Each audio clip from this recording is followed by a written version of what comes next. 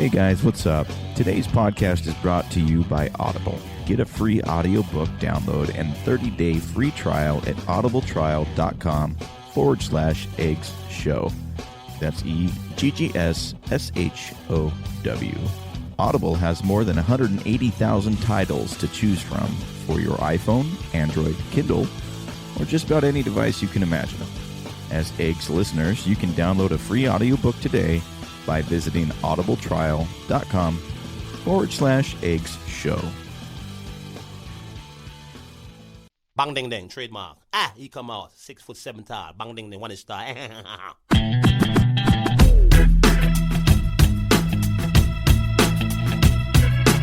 dong ding dong ding dong ding dong ding dong ding dong ding.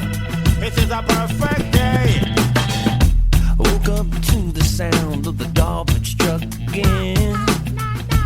Upstairs neighbor's toilet's leaking on my head. Cars broke down, I missed the bus, there runs a 10. I had a feeling this was a day to stay in bed. I finally left my pad right on the jumper's cloud roof. A police officer pulled out his gun and said, I said, sir, you got the wrong guy. I guess it's just a perfect day. It's just a perfect day. Na, na, na, na,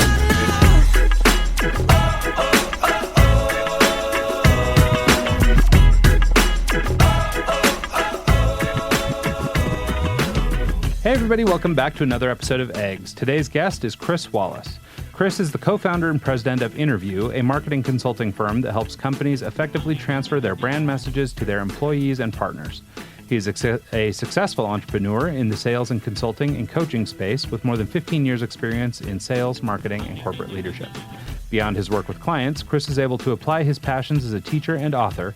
He is taught as an adjunct MBA professor at Temple's Fox School of Business and has been published in outlets such as HBR, Harvard Business Review, and Chief Marketer, and is a contributor to publications including Inc.com and Forbes.com.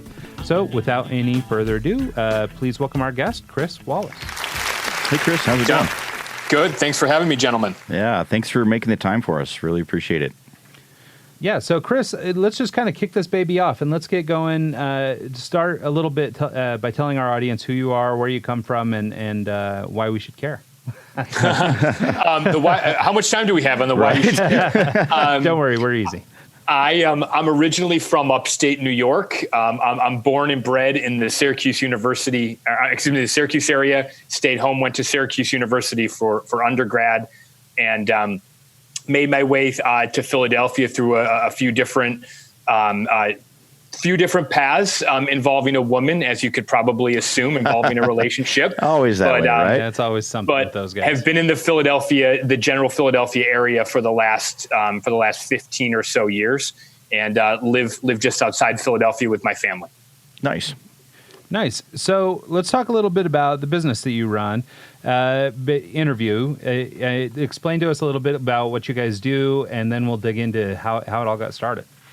Sure, yeah. So InnerView is a consulting firm that some partners of mine and I founded, essentially to help consumer brands align their marketing, their external marketing strategy with their internal teams. For a long time, the partners that I've worked with, we've worked for companies that have major consumer presences who are bringing a lot of products to market, who are trying to win favor with the consumer. And what's happening is they spend all this money to advertise and distribute their product and brand messages directly to the consumer.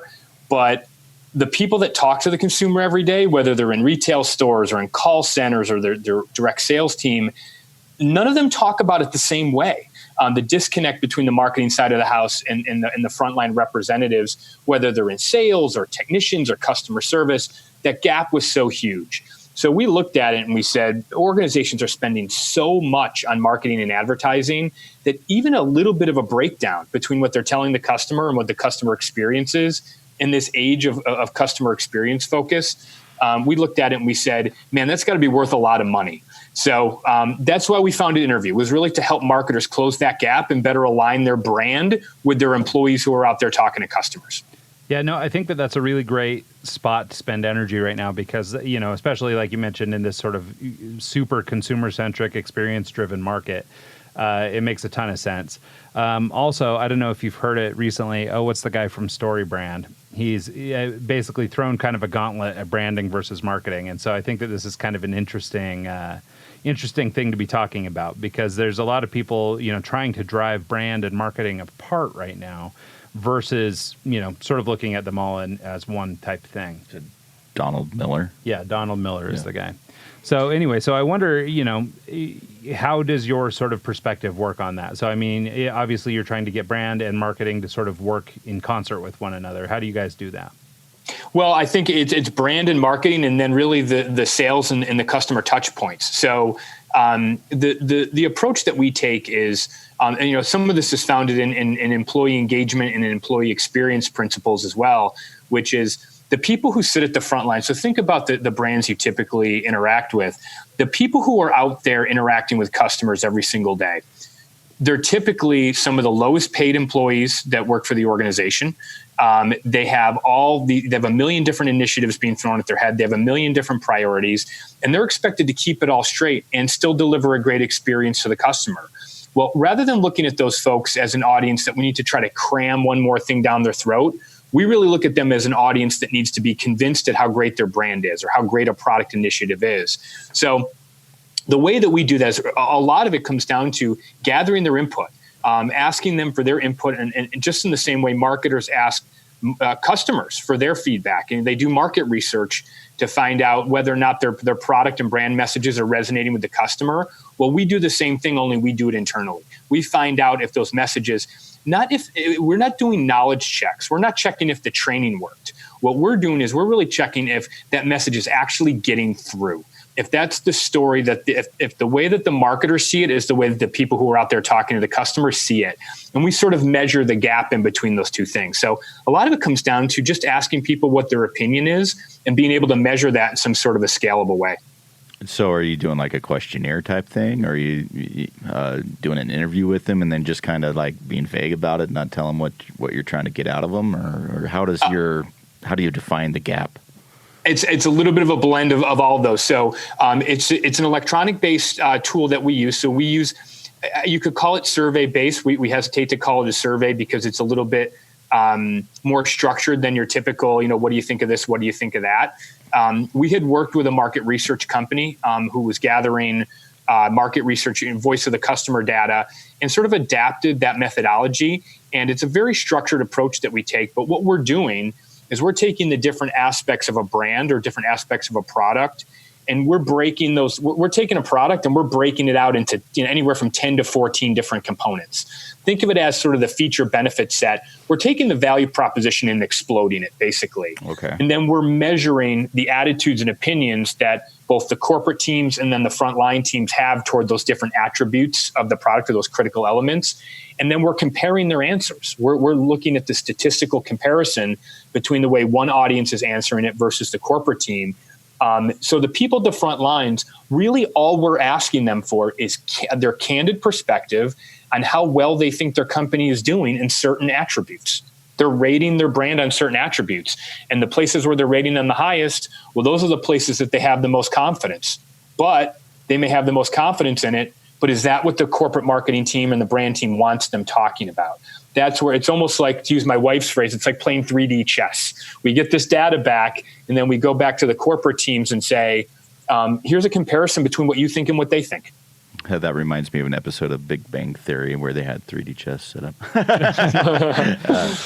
Okay, well, cool. Well, I feel like now we've got a pretty decent view of what you guys do. Let's talk a little bit about how you got there. So, you are one of the co-founders of this company, right? So, but I mean, you probably didn't come right out of school doing this. Well, what does your trajectory look like? You ended up getting an MBA from Temple, right?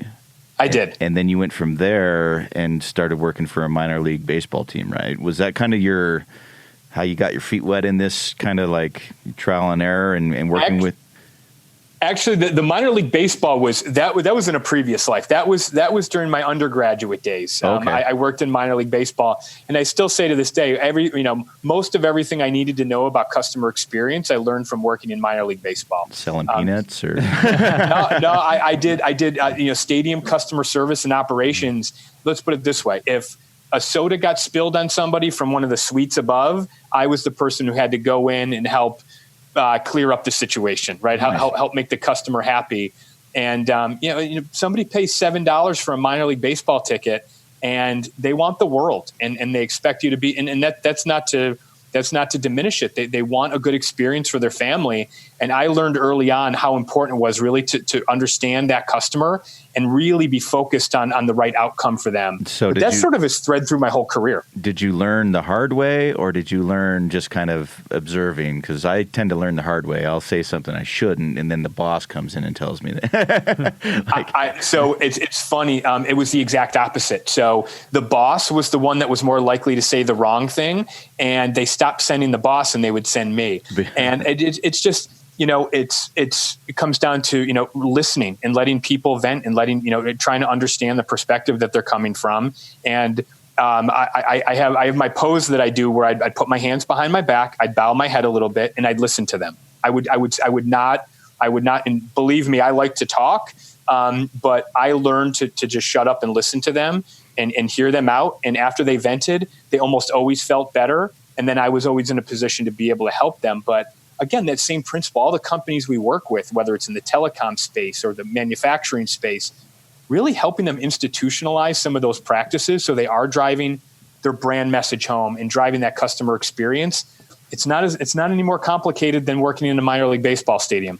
Well, it's true. And, it's funny because, we always say this to our kids that, we sort of feel like everybody needs to have a little bit of time working customer service, whether that's at the ballpark or like in my case, I worked in a consumer, like in a store, not Walmart, but something like that.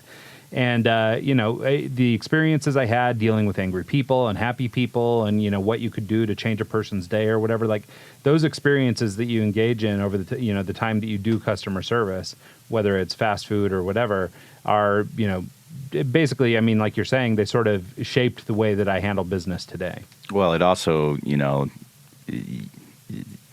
if you've worked in the Denny's as a server and have been constantly like yelled at and had bad experiences, not to be that customer. How it feels.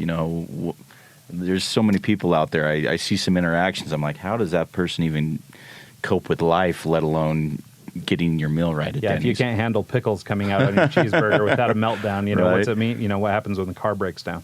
Well, you guys bring up a great point. Honestly, I think that think about a Denny's. Think about any of these brands. Who's the face of their brand? Who is the person that is impacting that customer's experience more than anyone else? Well, yeah, to your point, it's not Mr. CEO. It's that frontline associate that's making $6.75 an hour and working all night. Yeah. That's exactly right. Break down crying when the guy chews her out for no reason. I've been there. I've had to tip her $20 because I felt bad. I was like, here, that was horrible. I'm sorry I didn't stand up and defend you. But Denny's might be a little bit of an extreme example, maybe, because you're talking about wait staff, and that's a hard gig as it is. Yeah. But think about.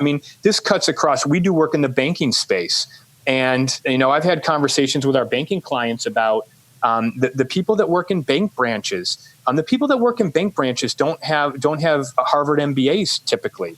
These are folks that that come from, and again, these are the most critical people in the organization. They're the front line. They are shaping the customer's opinion. 100%. Yeah, no, that's true. So let's, sort of try and get back on that track about how InnerView came to be. What made you decide to go into business for yourself?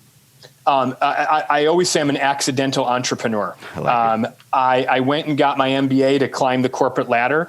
At the time, I was working for a really phenomenal organization in Comcast, and despite what some people immediately react to when they hear the word Comcast, I've held my tongue. I try. It's a tremendous progressive organization. They're making huge strides and huge progress and huge investments in their customer experience, and I give them a lot of credit. They grew through acquisition so fast. But I was working with Comcast. and I was in their entertainment group and ended up in a situation where they purchased NBC Universal, and I was going to end up having to relocate as part of that. And to their credit, they said, if you don't want to relocate, we'll try to find a landing spot for you. But that landing spot happened to be a 1099 role, a contract role, and not a full-time role. And I said, I'm going to give this a shot. And I ended up in their new businesses group. And new businesses was responsible for exactly that, creating, incubating, and launching new revenue streams for the organization. But with anything new comes change and comes heartache. And what they did was they put me, I was a one-man show, and they said, we're launching this new stuff. Your job is to get people to talk about it the right way. And you're talking about an organization that has 30,000 employees on the phone. Was that the Xfinity rebrand? Actually, no, this was post-Xfinity rebrand. I helped launch the Xfinity Home security and automation service and helping them really activate that product internally for their call centers and really all their customer-facing channels. I just remember when they launched that. Well, that's a little weird, just a whole different brand for the same thing. So I could see how that. I could see how someone in your role working with the employees and trying to get the same, guidelines across the board for everyone would be difficult, especially in a big corporate setting like that. We still tell them we wish that InnerView was around when they relaunched as Xfinity, because I don't know that you could come up with a better example of how we would try to take the message that the brand is trying to communicate to the customers and pull that through the internal teams. It took a while, but that's something we would have loved to have had a crack at. But we do some rebrand type work, a lot of it with organizations when they're launching new brands, or if they're merging with somebody and they have to take two brands and mash them into one.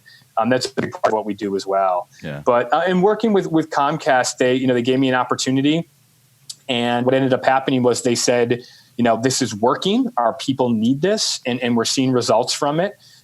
Built up a company and actually ended up selling that company. Oh, nice. Sold to a company out of Chicago and merged in with that organization.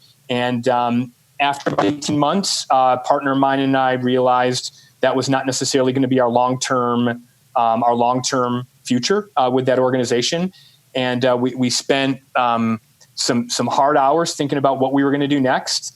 And we looked over our past work, and we looked at what the needs of the organizations were that we worked with. And InnerView is what rose to the top, really working with the marketing and the brand side of the house to get that consistent story, because a consistent story means a consistent experience. And the holy grail for these consumer brands is a consistent experience. So as you were starting to develop the company and you were trying to, sort of find your way, were there any, you mentioned in your pre-interview and elsewhere that there was some sort of the bumps along the way. Can you talk a little bit about any failures or any issues that came along in the early days that you've had to work through and overcome, and what you learned from them? Well, I can say it pretty plainly that if the first company was exactly what we wanted and the second company was exactly what we wanted, there wouldn't be a third company. Right. So we learned a lot along the way with both of those organizations, and we really look at it as it's really one book, but there's different chapters. And InnerView is really the latest chapter that reflects what we learned. And I think really where the bumps, I think probably the best example of the bumps, we're very passionate about what we do and the value we add to organizations. We see it day in and day out with these frontline teams and the way that they're energized by the work that we're doing, and really, kind of seeing them have passion for their company again. But what was happening was we were in conversations when we merged with the firm out of Chicago called Growth Play. Really good concept, good leadership at that organization. But we ended up in all these conversations with prospective clients, and we were saying one thing, and they were listening for something different. And it just wasn't working. And we were talking to the sales organization inside these companies, and we were sort of telling a marketing story, or we didn't know it at the time, but we were talking marketing speak. They were speaking sales, and it wasn't really meshing. What was the holdup? What were they trying to, what were they thinking, and what were you telling, and what were they not understanding? That's a great question. Really what it came down to was their expectation of what they needed was we felt like more of a short-term remedy. The phrase I always use is, those folks were looking to buy headache medicine. They were looking to buy ibuprofen or acetaminophen. They weren't necessarily looking. They were looking to solve a problem that happened yesterday. Whereas we felt as though what we were talking about was, no, your brand is about more than just yesterday, and you've got to make investments on the front end. And it was always about really how can we get that short-term solution? They wanted to buy training. They wanted people to come in and my team's not closing. Yeah. They wanted sales trainers. And we always tried to brand ourselves as we're not sales training. We really are all about making a connection with your employees. And it's not training per se, but their concept, the old school sales mentality concept of how to improve is we need a sales trainer to teach my people how to close or teach them how to ask the right probing questions. But in an age where brand is especially with the industries we work in, they're consumer industries, brand is so key. And sales wasn't thinking about brand. They were thinking about how can I get results? Well, we can get them the results, and we knew we could get them the results. They just didn't want to hear our way because their concept of what they needed was we were losing deals to companies like Richardson and other like larger sales training companies. And we're like, we don't even belong in the same arena with them. Like that's not, we're playing on the wrong field. And the biggest aha for us was we've been telling the right story. We've just been telling it to the wrong people. And we've seen such a difference, even in just the couple of years since we started InnerView.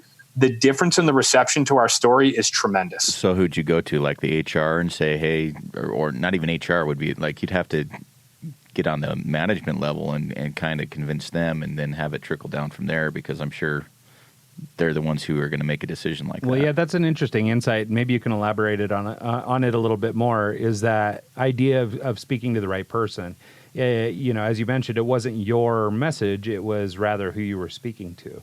And so I wondered about, sort of what, I guess, what bit of awareness or what drew you to that idea that you were speaking to the wrong person, and how did you know to pivot and who to speak to afterwards? Yeah, so the benefit of time after leaving the organization that we merged with, the time to stop and think and really look at what audiences did we have the most success with, who really seemed to care about our story, what were the projects that we did over the years where we had the most success.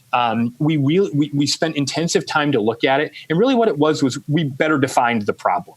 And rather than defining the problem as sales not performing, the problem became defined as marketers having a hard time getting their story downstream. So in taking the time to really think through and look at the evidence that we had from our experience, all signs led back to we're support for marketing. Marketing's bringing all these things to market at a rapid pace. We've done research around this. We've looked at other people's research around this. Products and services are being brought to market, especially by big companies, so fast that their people at the front lines don't have time to adjust. It's not that people don't know how to close or they don't know how to engage a customer. It's that they're having a hard time absorbing these new things in the context of their brand and in context of the experience. And it wasn't sales fault or sales problem. It really was a marketing problem.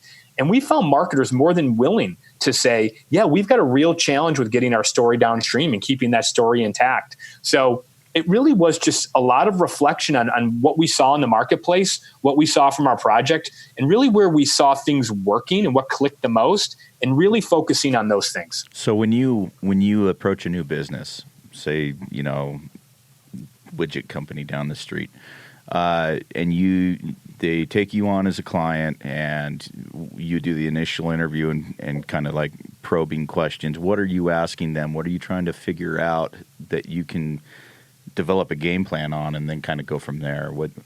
How does that first initial consult go? Yeah, I mean, there's two big things that we want to know. The first is what's hot and important to you. So, what are the things that you're going to be bringing to market as an organization? And that, like I said, could be products and services. It could be campaigns and promotions. We've done work with companies where they say, listen, we do this quarterly promotion every year, and we just never seem to get the traction we want. We need somebody to help us activate it. It could be a branding or a merger situation, like a rebranding, like I talked about. So we want to know what are their key initiatives? What are the things that relate to their brand that they're bringing to market? The second is who talks to your customers? Anybody and everybody. Who is talking to your customers? I'll give you a great example. Probably the best example I have. We recently onboarded a new client.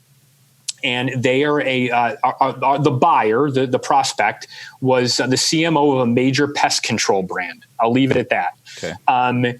And that brand had gone through not a complete rebranding, but a facelift. They'd worked with their agency who actually introduced us to them, and they'd worked with an agency to reposition their brand story.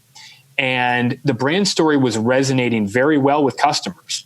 But as the CMO told us, if that story does not come through when my technician knocks on a door, I've got a problem. If that technician doesn't back up what my ads say, I've got a problem. And I give him credit. He's an enlightened CMO in this day and age. To understand that. To understand how important that is to his brand, but he gets it. And we look at it and say, who are all the people talking to customers? And when we say all, we mean all. If they interface with a customer, they're a reflection of your brand. And we want to make sure that they understand what behaviors day in and day out are going to help them amplify your brand rather than detract from it. So what's hot and who are the people talking to your customers? Those are the first two things we're asking. Okay. Well, so it makes sense that, companies are obviously trying to, I guess they're becoming aware, or they're coming online that, consumer experience, customer experience is so important. And, as you mentioned, this particular CEO was a little bit progressive or a little ahead of the curve in that he understood this. But what is it that companies are struggling? Why are they struggling? Where are the break points where, in delivering this customer experience? I mean, is it something to do with the, top down lack of vision, or is it, bottom, something bad happens in the media and it's working its way back up and causing harm inside the company? Where are you seeing your biggest issues? Yeah, I think that the simplest way I can think to answer it is when it comes to preparing people to represent the brand, it's a little bit different than just doing a product training, right? It's really understanding what role they play in delivering that company's, kind of core messages, core promises every single day. And we look at the methodologies that companies are using to kind of get that message out. And we actually did a research study with a customer insights and market research company called Focus Vision. We partnered with Focus Vision. We did a research study, and what we found was when we asked marketers, how are you spreading your key brand messages to the people at the front lines? And they said two things: product training and email. And we said, okay, so think about you as an employee. What is going to get your attention and motivate you to act in a different way? I wouldn't think that product training or email are going to be high on your list. So what we bring to the table is a new perspective on, if you want to get their attention and you want them to act differently, well, you need to do things differently. And if you deliver the most cost-effective communication you possibly can, being email, and you expect that that's going to get their attention, and it's going to be filled with an inbox filled with 100 other messages, you're mistaken. So what we bring the perspective of is, don't just double down on all the things you were always doing. If the email wasn't working, don't send more emails. If the training's not getting through, don't do more trainings. But the reaction by most organizations is, if the message isn't getting through, we're going to do more of the things that we were doing before. But that piling on can actually make the problem worse. What we do is we help them step back and reframe the problem and look at these audiences more as audiences to be marketed to, not groups to be trained. And in doing so, we help them get their message through in a much different way. So, it's a long way of basically saying they just double down on they just do more of what they were doing before. They see it as a volume problem, not a strategy problem. The strategy of reaching the audience is what needs to be relooked at. Yeah, no, that makes a lot of sense. And I think it's a pretty smart approach. How do you then, I guess, as you're sitting down with your client and you're trying to determine, what's a home run, and you're trying to make this change, how do you measure the consistency of this brand story? So, I mean, some of the things you're talking about are pretty ethereal, right? It's all the way down to, the Chick-fil-A, telling everybody my pleasure working for you, all the way down to the uniform or the way the way they're dressed or they carry themselves, all the way down to maybe the pen with the logo on it or whatever it is. But so there's a lot of different touch points. And so how do you measure, the overarching brand story to be sure that you are being consistent end to end? And then, one step further, how do you handle some of these ethereal things? The simplest way to answer that is I referenced it before, but we have a measurement process. We have a measurement tool that we use, and it's called the brand transfer score. And this is one of the things we actually started developing this even before we launched InnerView. We said if we're going to say the message is breaking down, and we know the message is breaking down, we have to be able to measure that breakdown in some way. And that's really where we think we're bringing something to the table that's very unique, especially for these large organizations, is a way to say and actually measure where the fallout is in the message. So we can come back to them and say, you as a corporate marketing team, you believe the story is this. We're going to take your version of the story as gospel. And then we ask the people in the field what their version of the story is. And we do a statistical analysis of how the field answers it compared to how the people at corporate answer it. So we're able to come back to them and give them, now we look at this as a leading indicator. This is taking something that's ethereal, like you said, and quantifying it a bit. But what we want to do is the end all be all is not saying your brand transfer score moved from X to Y. Okay. What we want to do is say, we are measuring the consistency and the alignment through the brand transfer score, but we're going to peg that brand transfer score to sales conversion. We're going to peg it to upsell and cross-sell rates. We're going to peg it to your NPS, your net promoter scores, your customer satisfaction, even all the way down to things like employee retention. We can peg the improvement in that score to a lot of other key metrics they're looking at day in and day out. We do not want to be having these ethereal conversations. We want to talk about hard metrics, but the way we get there is to have our compass, which is the brand transfer score, help guide us where we need to go. So this to me sounds almost like a glorified game of telephone. You know, you used to sit around and whisper into someone's ear and see what it comes out on the other end. But it almost sounds like you're doing this with their employees. Like, do you really get what they're saying and what they're trying to do? Is that just a simplified version of what you're doing, really? So one of my measures of success when I have a conversation with somebody for the first time is, can I get them to say, oh, it sounds like a game of telephone? If I can get them to say that, they understand. I was just writing it down right here for my new salesperson. But if you can get them to say the game of telephone, they've instantly, they as soon as they get to that point, they understand what it is that we do. So my response to you is, it's absolutely true. But if you are think about if you are the person who controls the purse strings on a major marketing budget, an advertising budget, and you cannot get the people who talk to your customers every day to even come close to representing the same story that you're paying your agency tens of millions of dollars to send out via various, media channels, that's a real problem. If you promise the customer one thing in an ad and they experience something different, we call that brand dilution. Mm-hmm. And that's part of what we studied. And marketers are telling us, we know we have brand dilution. We believe we have brand dilution, but we just don't know what to do about it. It's just something that it's always been there. But ultimately, that game of telephone, we had an article published today actually the headline was the costly game of telephone that your brand is playing. And that's exactly what you just described. Nice. So what do you guys do? And, not to go too far back, but you were talking earlier about the CEO who was pretty self-aware and realized, that this was a problem and recognized the importance in this. How do you go about customer acquisition? Like I imagine that these types of guys, these CEOs who really have an understanding, and maybe it's becoming more and more the norm, but there's got to be a generation of relic CEOs out there that maybe it's their ego or whatever, but they just don't seem to ascribe to these things, or they don't recognize the problem. How do you go out and find new business when you've got guys that maybe don't fully agree with your message? Well, the simplest answer is we want to talk to the marketing department, because we look at it as, and not to correct you, but the person I was referencing before is actually the CMO. He's the chief marketing officer. And by the way, he's been there a long time. And this is not necessarily the most modern industry in the world, sure. But he's still taking a smart out yellow page ads. Yeah, I mean, but and doing the the value packs that come in the mail and stuff that. But these are folks that are looking at their brand. That you're talking about a global brand, and they care about making sure their brand story is right. And I really think that when it comes to how do we go about acquisition, we don't think that people are necessarily Google searching for what we do every day. And we really believe we've reframed an opportunity to kind of reclaim some value for the marketing department. So we're always trying to get in front of the marketing department. From our end, we do heavy marketing from our end. For a company of our size, we're proud of what we do on the marketing side.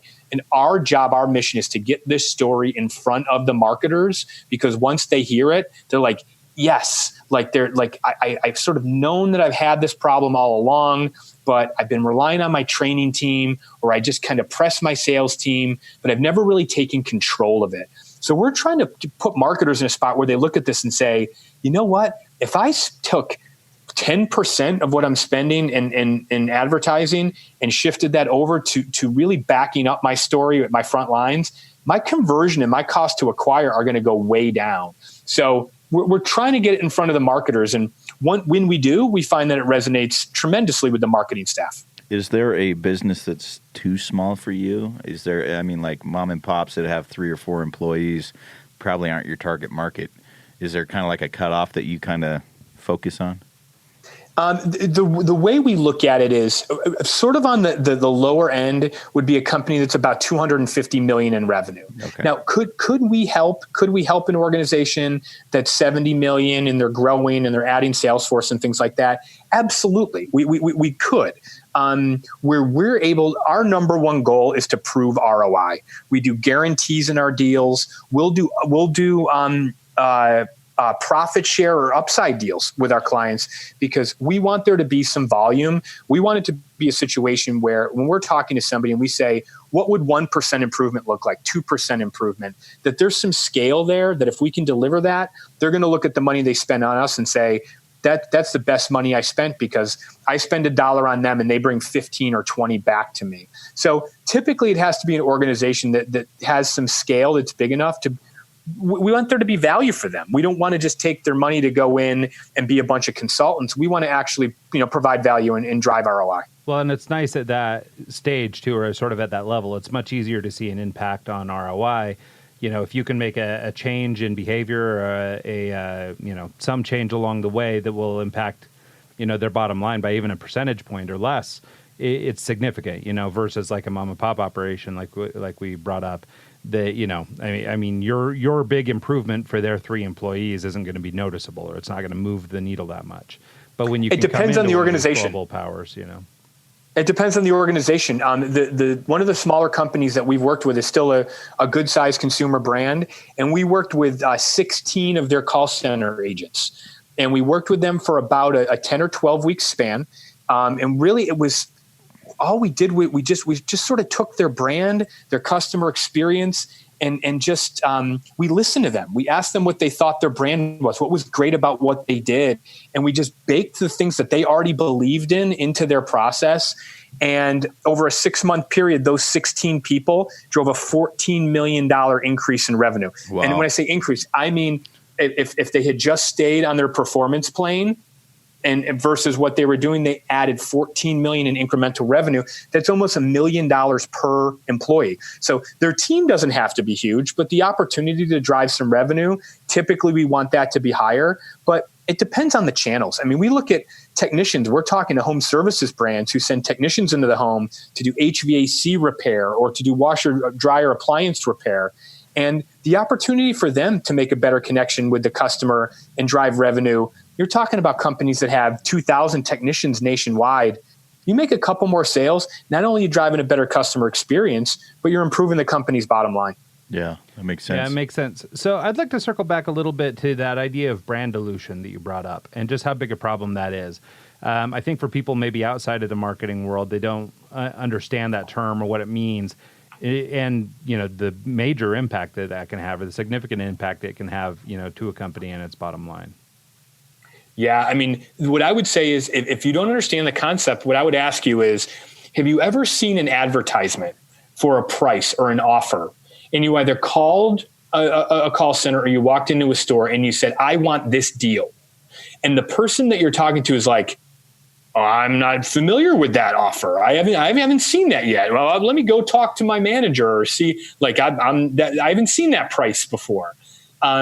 Anytime I'm sure it's happened to most people that you see an advertisement and you show up and you want that offer, you want that deal, and the person you're talking to doesn't know about that.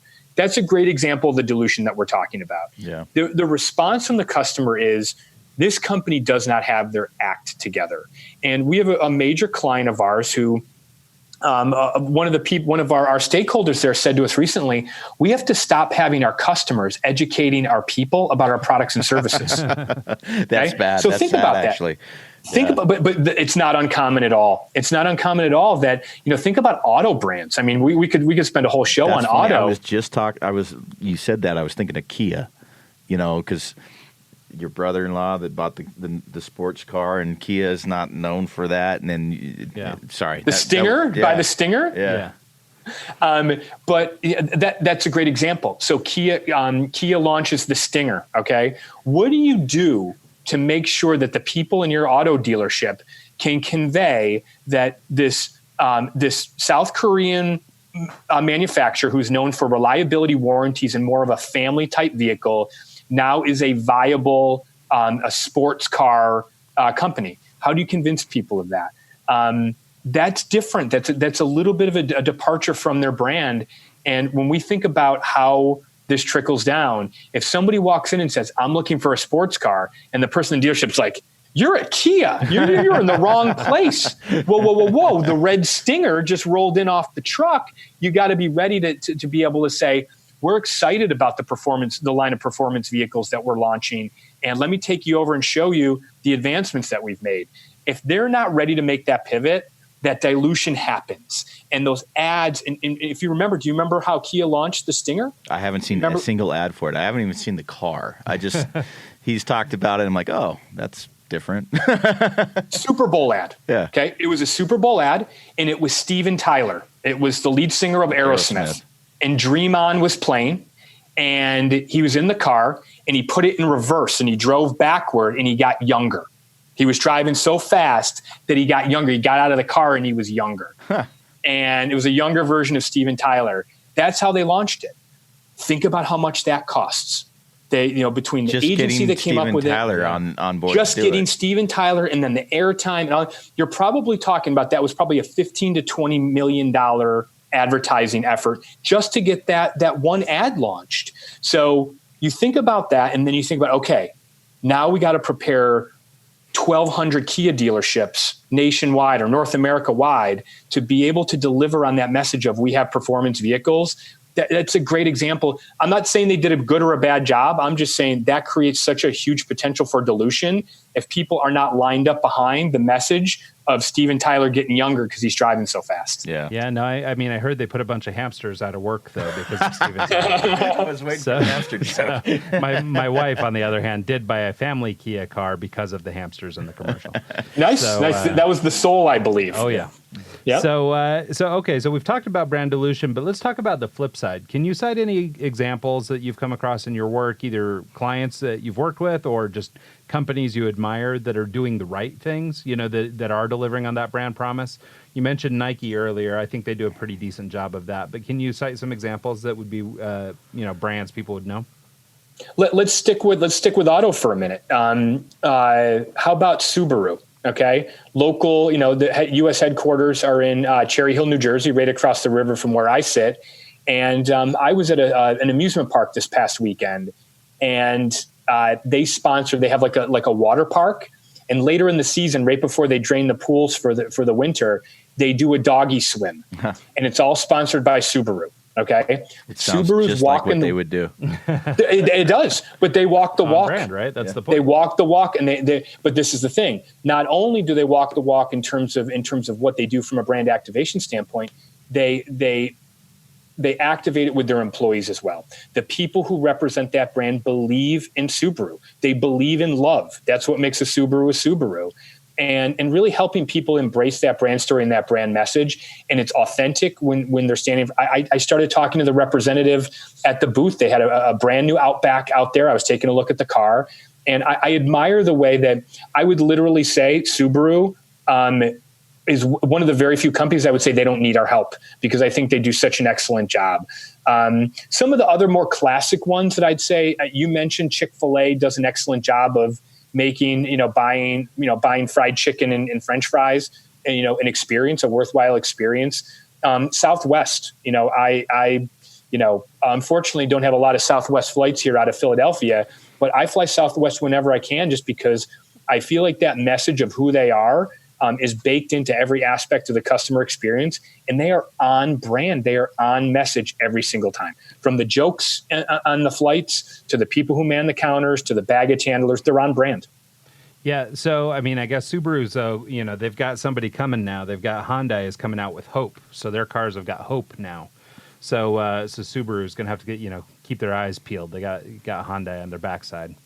They're going to be hard to cut into that messaging. I mean, they've carved out such a great space for themselves. I admire them a lot. Yeah, really cool brand, really cool company, and honestly, I love that Outback. That's a sweet car. It is a sweet car. So, hey, we have a lot of, growing business owners, people who are just getting started that listen to this show. Do you have any sort of tips or ideas, things like that have come along your way that as they're developing these budding brands and things like that they could start applying to sort of set some of these things into action early on? Yeah, I mean, I would say, there are two things that immediately come to mind. The first is really put the time in on your messaging. There's a product for everything. And unless you've completely reinvented the mousetrap, there's a reasonable alternative for almost every product. You think about people that are developing apps. There's a lot of apps that do really great, amazing things. But man, the barrier to entry there is so low. Somebody can duplicate that so quick. You've got to have a message. You've got to have a value proposition that's really airtight. You need to understand really what problem it is you're solving, what value you're offering to the customer, and really get people rallied around that. So spending the time to really think about what your message and your value proposition are, that's where I see the difference between success and maybe not as much success for young business owners. Is really around being able to articulate what value you bring. So spending time, whether you're big or small, you have to articulate your value very clearly. So I would say that's number one. How would you go about starting that? I mean, like what are some actionable items that someone could do once they kind of have an idea of what their story is, what their brand is? How do they get that in front of the customer in a actionable way and start developing that brand? You're actually that sort of ties in with my second my second key action that I'd recommend is get input from a lot of people. And I look at it as if you don't have a lot of employees, then friends, family, people in your networks, getting out and talking. There's no substitute for getting out and just talking and hearing people react to your story and gathering the input. There's going to be some feedback that you get that infuriates you because they don't get it and their feedback stinks and you're going to be frustrated. But it doesn't mean that their feedback didn't get you one step closer to really tightening your message up to a point where, people really are going to get it. So, I really believe in, and practicing what I preach, which is organizations need to be tapping into their people. If they're a big organization, ask your people what they think, involve them in the process. You never know where a great nugget of wisdom is going to come from. So tapping into that expertise that comes from within is so huge for big companies. But even for a smaller organization, think about all your stakeholders. Be talking to your partner, your spouse. Be talking to your brothers and sisters. Former colleagues. Get your own little focus groups together. Talk to a lot of people. Get their reaction. And frankly, the more relevant the audience, the better. So if you are targeting a new industry that maybe the people in your network don't know as well, go out to a networking group and offer to sponsor a happy hour and get their feedback. The more input you can get, the more things you hear coming back, the more it's going to help you hone your message. And again, that doesn't matter if you're Subaru and you're gathering input. I'm sure they're gathering feedback from their employees all the time about how to improve the customer experience and how to show love to their customers. You don't have to be big. If you're a small organization, you could be gathering a lot of input every single day. Yeah. Get a free SurveyMonkey account. That actually sounds like a really kind of like an approach towards the lean startup method. I have a friend that's really heavily into that, and he's been working on some projects with that. But as he's kind of describing it to me, it sounds like it's very similar because you want to ask your customers, like, okay, how was your experience? How was this? How was that? And by defining those key things, you're essentially you're taking a lot of the trial and error out of the equation and you're able to move on to the next step without going through the headache of messing up and doing that just by, asking a few follow-up questions to your clients. Or I think I was just going to say, I think you're absolutely right. But I think what it will do is it's not going to take all the guesswork out of it. At some point, you're going to have the information in front of you and you're going to have to decide. Yeah. And I would say if I was going to add a third or, item 2.5, it would be once you feel like you've gathered a lot of information, you feel like your story's coming together, at some point you have to decide and you've got to get on that horse and you've got to ride it, right? The story can't always be in flux. At some point you have to say, okay, what I have right now is good enough for now. And you've got to get out there and you've got to tell that story and you've got to let it evolve over time. But the core of your messaging can't constantly be in flux. Get yourself to the point where you really feel like you've got that core value proposition down. And then some of the positioning and the way you target certain audience, there's going to be nuance over time. And I'm not saying go blindly, against the evidence that you see, but gather enough evidence where you feel like you've got something that's worth betting on. But especially for entrepreneurs, you've got to, at some point, you're making your bet. You're never going to have so much information that it's a slam dunk. At some point, you're going to have to say, I've got enough info. I'm betting on this message. I'm betting on this value prop. And you've got to sell it like your life depended on it. I like that. Yeah, no, I think that's great. Just sort of in a related topic, this idea of small businesses that are just kind of getting going and trying to avoid pitfalls. Can you point out, or is there a clear line where the gap between the branding and the employees starts to appear? Like, is there, maybe it's a game of scale or something after you have X number of employees, there's an issue that starts to happen? Or like, is there some sort of clear line where you feel like you have it all, but then things start to spin out of control? Really astute question. No, I think there are. So I can tell you from experience, the firm that we were a part of out of Chicago, that organization did work with some more startups, with some younger and smaller organizations. They worked with a lot of private equity funds, and worked with a bunch of their portfolio companies. And I'm going to tell you that the element of scale that is going to drive the most complexity and the most challenge is going to be the addition of frontline leaders. Mm-hmm. So when you start to add frontline leaders, so let's say you're an organization that has a sales department, and it's basically head of sales is overseeing 4 or 5 salespeople. Well, that next wave of salespeople that you hire, or customer service reps, whatever it is, as soon as you go from, okay, the core team is sort of managing the message there, and then you have to insert a layer of management in between. Maybe you hire another 5 or 10 people and you hire somebody to manage those folks. As soon as you start to have that layer of frontline management in there, that becomes the pivot. In every organization we've ever worked with, the leverage point for the message, the brand, the story, is that frontline manager. So as you start adding 1, 2, 3 frontline managers, that's where we really have to look at it and say, we've got to keep that audience dialed in. We've got to keep them on message, because they're the people that we need to amplify our story day in and day out. When we do our brand transfer studies and we get that score back, we look at what the frontline, we have people segment, in terms of frontline managers.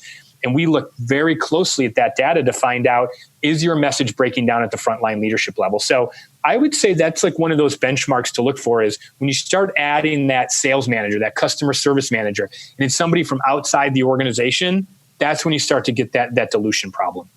Yeah, no, that makes sense. Let's switch gears just a little bit. I want to maybe clarify, I work in advertising and marketing too, so a lot of what you're saying makes a lot of sense, but I wanted to maybe break down a couple things for people who aren't necessarily in that industry. And one of the things that I kind of wanted to talk about is this idea of customer experience and what that even really means. I think a lot of us understand the basic premise, right? Whatever our expectation is that has been set by an ad or whatever is what that experience looks like. But can you talk about some of the different touch points and the ways that companies are developing meaningful brand experiences? Yeah, and that's a major topic. And I would say that when we thought about starting InnerView, it all comes back to the trend toward customer experience. And I think that, the phrase we use, or the phrase that we picked up on in the study that we did, is this idea of the experience economy. And for your listeners who don't necessarily know the marketing, advertising, and customer experience world, what I would say is customer experience can be summed up by saying, at the end of the day, organizations have to put themselves in a spot where people are willing to choose them for only the experience that they deliver. Because there's so much product and price parity across most categories that organizations have to really take a sober look at their organization and say, will people pay more to do business with us just because of how easy it is to do business with us or how pleasurable it is to do business with us? So some of those, that really is the touch points become the companies who can remove friction, okay? It's, does a person answer the call and can help me immediately, or do I get bounced around an IVR for a voice response system for 15 minutes? When I go into the store, do they have something there in stock for me, or can have it to me the next day? Or is there a runaround about there being stock issues? There's a lot that goes into, and I've seen. Have you ever seen a customer journey map? It's anything from learning about the ad or seeing an ad digitally, going through the website, and the whole journey that the customer takes, all these different nodes that they touch the company through. And there's a real science behind it. The aspect of it that we really focus on is when there's human-to-human contact, how are the organizations, A, reducing friction, and B, making sure that interaction reflects their brand each and every time. I'll give you an example. I think Nordstrom's a great example, okay? They're another one of those classic, they're classically recognized for their customer experience. But when we do sessions with companies, we say, okay, who's ever shopped at a Nordstrom? They raise their hand. And then I say, okay, who's ever walked into a Nordstrom and spent less money than they anticipated? And no hands go up. No hands go up. You never spend less money in a Nordstrom than when you walked in. And I said, who's ever left a Nordstrom unhappy? Okay, no hands go up. So you walked in with an expectation of what you were going to spend. You spent, or maybe it was none, but you spent more than you expected and you were happier to spend it. That's customer experience. They put you in a spot where they delivered an overall experience from the way it was merchandised to the way your interactions went with the humans in the store, that you were willing to pay more than you expected and happy to pay more than you expected because they built in enough positivity in that experience where now it's worth doing business with them versus going to Macy's or whomever their competitive set is. So they're a great example of people that have built value into that new way of thinking, which is, would a customer choose us just for our experience alone or pay more for us just because of our experience alone? Cool. I think that's awesome. I think that's a really good place to wrap this up. Let's talk, how do people get in touch with you? How do they engage with InnerView or with yourself personally? If one of our listeners or somebody they know had some interest in this space and was trying to improve their business, how would they get in touch? Yeah, we'd love to connect with whomever wants to reach out. Easiest way is through our website. It's InnerViewGroup.com. I want to be clear. It's INNER. We are helping marketers take an inner view, look at their organization, not just always the outside view. So it's InnerView, INNER, viewgroup.com. So that's the easiest way. Myself, I'm on LinkedIn. Christopher Wallace is a common name. So I'm in Philadelphia. So if you're looking and want to try to find me on LinkedIn, happy to connect. You can reach out to me there. And my email directly is cwallace, WALLACE, @InnerViewGroup.com. Yeah, I was just going to compliment you on your name because InnerView is kind of it's a play on the words, but it's really direct and to the point of what you're trying to accomplish as a business. So compliments on that. Thank you. Well, again, we spent some time on it. So we felt like it tied in with our message. I thought you were going to compliment my actual name. Most people bring up that I have the same name as the notorious B.I.G., Christopher Wallace. Yeah, so nothing wrong with that. So I do have a common name. So again, Philadelphia is where I'm located. Well, I know that there's some politician, jockeying with you for Google placement. So I'm sure there is. When we were doing initial research, we were having trouble not finding that guy. Okay. So anyway. So I'm not a politician. Cool. All right. Well, thanks so much, Chris. We really appreciate your time. We will send everybody, once again, that is just InnerViewGroup.com, INNERViewGroup.com. And thanks so much for your time, man. Really appreciate you making the time to visit with us. Guys, I really enjoyed the discussion. Thank you for having me on. No problem. Take care. Take care. Bye, guys.